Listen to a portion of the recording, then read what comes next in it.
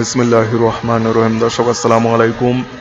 নেইসার and tech B channel এর পক্ষ থেকে আরও একটি নতুন ভিডিওতে বা নতুন এপিসোডে আপনাদেরকে স্বাগতম জানাচ্ছি। আমি মোহাম্মদ মাহফুজ আলম। তো দর্শক, আজকের ভিডিওটি হচ্ছে ফটোশপের টিউটোরিয়াল সম্পর্কিত। তো এখানে দেখুন যে আমরা একটি পুরাতন একটি ডিট সেটি আমরা স্ক্যান করে এখানে ওপেন করেছি। দেখুন, এটি কিন্তু আপনারা সবাই জানেন যে অনেক পুরাতন যেই ডিট সমূহ এগুলো কিন্তু হাতে লেখা ছিল এবং ক্ষেত্র বিশেষে তারা কিন্তু কালো পেন বা কালো কলম দিয়ে না লেখে এটি কালারফুল কলম দিয়ে লিখতো। তো সেক্ষেত্রে কিন্তু এটি যদি আপনি ফটোকপি করতে যান, এই লেখাসমূহ কিছুই দেখাবে না বা কিছুই স্পষ্ট আসবে না। এমনি দেখুন, এই স্ক্যান করে আমরা কম্পিউটারে রিড করতেছি, এখনই আসলে এটি রিড করা বেশ কষ্ট হয়ে যাচ্ছে। তো সেক্ষেত্রে ফটোকপি করলে, সাদা কালো ফটোকপি করলে এই কালার ফটোকপি করলে হয়তো এটি মোটামুটি স্পষ্ট বোঝা যাবে, কিন্তু সাদা কালো ফটোকপি করলে এই লেখা স্পষ্টত কিছুই বোঝা যাবে না। তো এখন সেক্ষেত্রে করণীয় কি? করণীয় যেটি, যদি এটি স্ক্যান করা সম্ভব হয়, স্ক্যান করে আপনি কম্পিউটারে ফটোশপে নিয়ে আসলে অন্তত এটিকে একটু হলেও বা অনেকটাই ডেভেলপ করতে পারবেন, অর্থাৎ এটি ব্যবহার উপযোগী করতে পারবেন। তো সেটি কীভাবে করবেন এ নিয়ে আমাদের আজকের এই ভিডিওতে আমাদের সাথেই থাকবেন। তো শুরুতেই কিন্তু আপনার ফটোশপ থাকতে হবে আপনার কম্পিউটার। তো দেখুন, এই ডকুমেন্টসটিকে আমরা ফটোশপে ওপেন করতে আসছি। দেখুন, এটি ওপেন করলাম।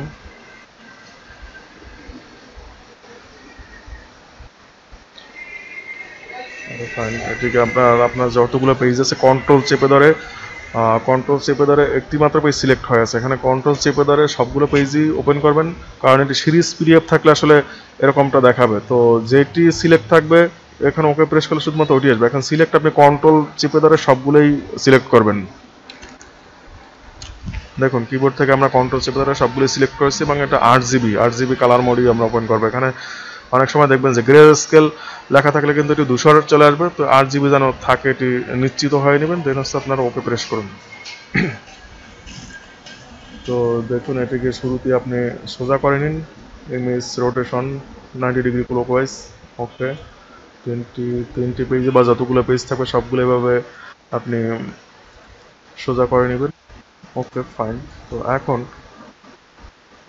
এর নিচে আর একটা লেয়ার করে নিন, তাহলে কাজের সুবিধা হবে। লেয়ার করে নিন। এখন এটা একটু যেটু কম এসেছে এটা আপনি জাস্ট উপরে উঠিয়ে দিন। ওকে, ফাইন। চাইলে এই লেয়ারটি আপনি সাদা করে দিতে পারেন, এই জন্য আপনি এখানে ব্যাকগ্রাউন্ড কালার সাদা রেখে জাস্ট কিবোর্ড থেকে control plus back space press করুন।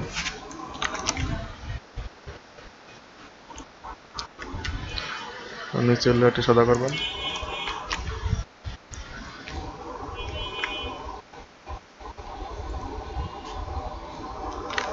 আচ্ছা, বলছিলাম আমরা control plus back space press করলে নিচের লেয়ারটি সাদা হয়ে যাবে। তো সবগুলোই নিচে লেয়ার ক্রিয়েট করে নেবেন, তাতে হবে কি, উপরের যেই ডিডের বা দলিলের যে পেজটি এটি আপনার মুভ করা ইজি হয়ে যাবে, বা এটি মনে করেন একটু উপরে উঠাবেন। তো একটি মাত্র লেয়ার থাকলে কিন্তু এটি উঠানো সম্ভব হবে না।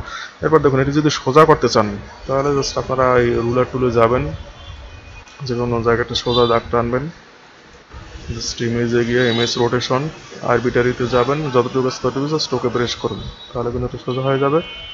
জাস্ট টেনে এটি, চাইলে নিচের লেয়ারটি আপনি কালো সাদা করে নিন, control plus back space press করুন। ওকে, তো এখানেও একইভাবে করুন।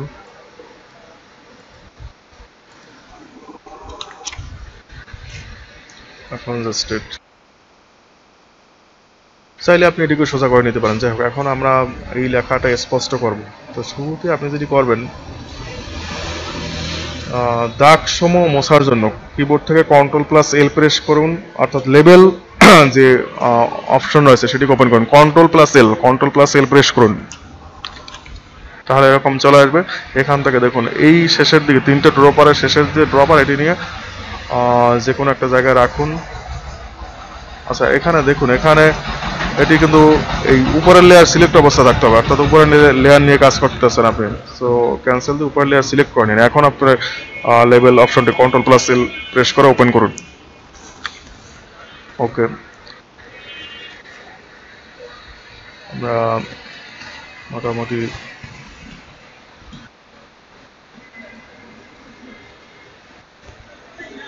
যতটুকু সম্ভব আপনি পরিষ্কার করার চেষ্টা করবেন, আবার খেয়াল রাখবেন পরিষ্কার করতে গিয়ে যেন মূল লেখা চলে না যায়। মোটামুটি হয়ে গেলে আপনি ওকে প্রেস করবেন। এখন হচ্ছে কিবোর্ড থেকে Ctrl+M প্রেস করবেন, অর্থাৎ কার্ভস ওপেন করবেন, Ctrl+M।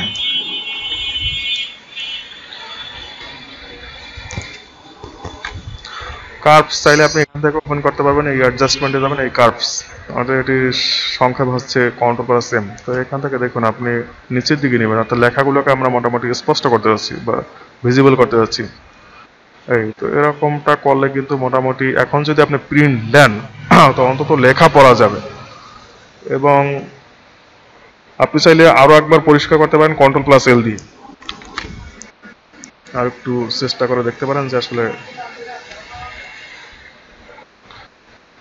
দেখবেন আবার যাতে লেখা একদম খুব অস্পষ্ট না হয়ে যায় এটি পরিষ্কার করতে গিয়ে।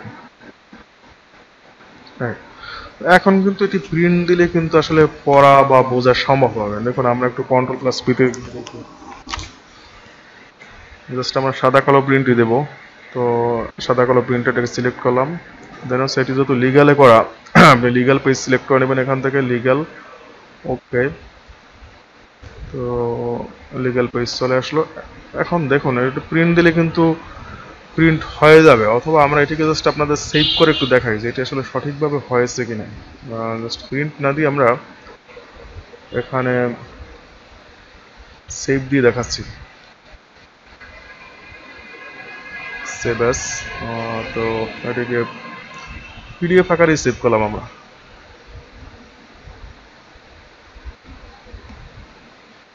তো ফাইন, হাই কোয়ালিটিতে সেভ করলাম, অর্থাৎ এটি তো কোথাও পাঠাবো না। যদি মেইল কোথাও পাঠাতে চান বা মেইল করতে চান তাহলে কিন্তু ওটি হাই কোয়ালিটিতে যাবেন না, কারণ তাহলে প্রায় 20-25 MB চলে আসবে, যা আসলে মেইলে পাঠানো বেশ কষ্ট করা যাবে। সেক্ষেত্রে স্মলেস্ট ফাইলে যাবেন, কিন্তু যেহেতু পাঠাবেন না, প্রিন্ট দেবেন, সেটা হাই কোয়ালিটি প্রিন্টে যাবেন।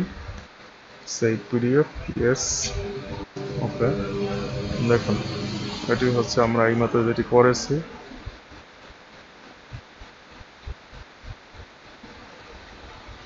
এই দেখুন, তো এখন এটি প্রিন্ট দিলে কিন্তু অ্যাটলিস্ট পড়া যাবে।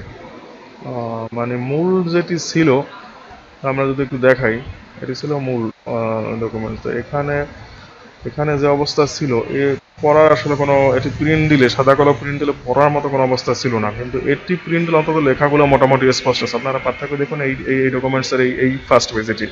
তো এখানে এটি কালার প্রিন্ট দিলে হয়তো মোটামুটি আসতো, বাট সাদা কালো প্রিন্ট দিলে একদমই এটি বোঝার মতো অবস্থা ছিল না। বাট এখন দেখুন এই পরবর্তীতে আমরা যেটি করেছি, এই প্রিন্ট দিলে কিন্তু লেখা মোটামুটি আসবে ইনশাল্লাহ। কালার প্রিন্ট দিলে তো অবশ্যই বেশ বেটার হবে, আর যদি সাদা কালো প্রিন্ট দেন তাতেও অন্তত বোঝা যাবে।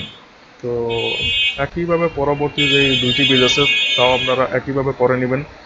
তো সেটি আর আমরা দেখালাম না। পরবর্তী দুটি পেজ এটি কিন্তু আরও স্পষ্ট আসবে। দেখুন আমরা যদি এটি করতে চাই, এটা কিন্তু মানে প্রথম পেজের চেয়ে এই পেজে কন্ডিশন ভালো। তো এটি আরও স্পষ্ট আসবে পূর্বের চেয়ে। কার্ভসে যান, কার্ভস,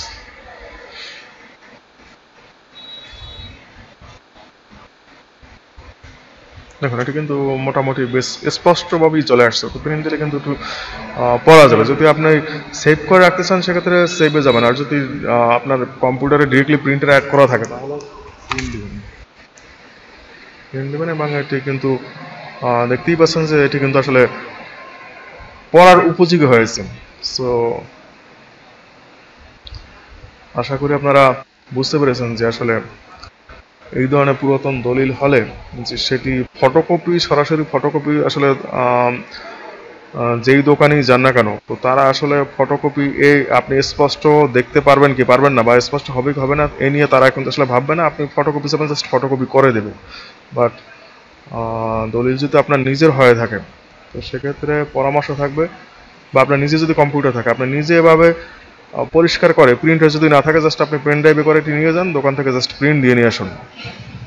খরচটা একটু বেশি হলেও এটি কিন্তু ব্যবহার উপযোগী হবে বা পড়তে পারবে। এবং এটি যখন কপি করবেন একবারে অনেকগুলো কপি করে রাখবেন, আর যদি একটিই করেন তাহলে এটিকে সেভ করে রাখবেন ভবিষ্যতে ব্যবহারের জন্য, কারণ এইভাবে তো আপনি প্রতিদিন করা সম্ভব হবে না। সেক্ষেত্রে আপনি এটিকে সেভ করে আপনার ইমেইলে বা অন্য কোথাও রেখে দেবেন, যাতে পরবর্তী সময়েও আপনি এটিকে ব্যবহার করা প্রয়োজন হলে প্রিন্ট করে নিতে পারেন। ওকে, তো এই ছিল আমাদের ভিডিওর বিষয়বস্তু। আমাদের সাথে থাকার জন্য আপনাদেরকে অসংখ্য ধন্যবাদ। Thank you so much. ভালো থাকবেন, সুস্থ থাকবেন, দেশকে ভালোবাসুন, এগিয়ে যান। Okay friends.